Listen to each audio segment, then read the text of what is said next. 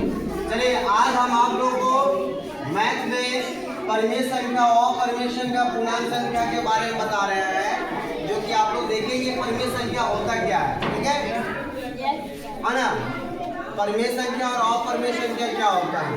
परिमेय संख्या उसे कहते हैं वैसी संख्या है जो p बटा q के रूप में लिखा जा सके। किस रूप में? p बटा q लिखा जा सके, उसे हम लोग क्या कहेंगे? परिमेय संख्या कहेंगे। जहाँ p और q ना लोग पूरा लगा दे कोई पूर्णांक संख्या रहती है p और q, और कोई पूर्णांक संख्या हो जबकि q not equal to 0, q not equal to 0, यानी कि q 0 के बराबर में नहीं रहेगा, कभी 0 नहीं रहेगा। ठीक है, तो देखिए p 5 बटा 4 है, 6 बटा 1 है, 7 बटा 2 है, 4 है, 5 है, -1 इत्यादि, ये सारे क्या कहलाएंगे? परिमेय संख्या कहलाएंगे, परिमेय संख्या के रूप में है। चलिए अगला सवाल है अपरिमेय संख्या किसे कहते हैं? जस्ट उसका अपोजिट है। अपरिमेय संख्या में क्या है?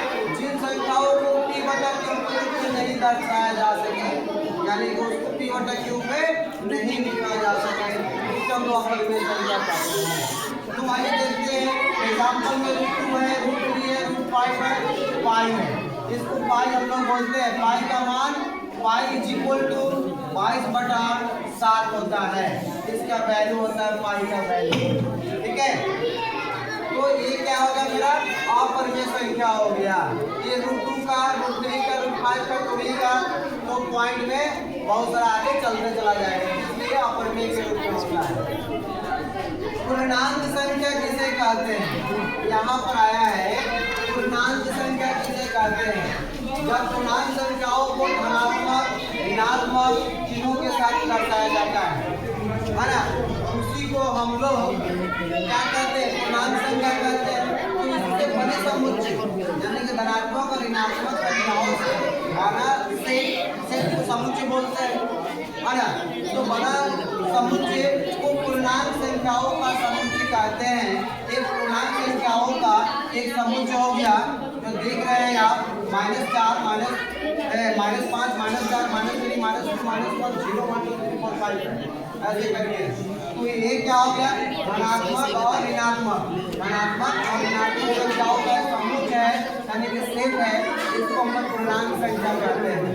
समझ रहे हैं? धनात्मक समझते हैं ना आप लोग, ऋणात्मक समझते हैं ना, है ना।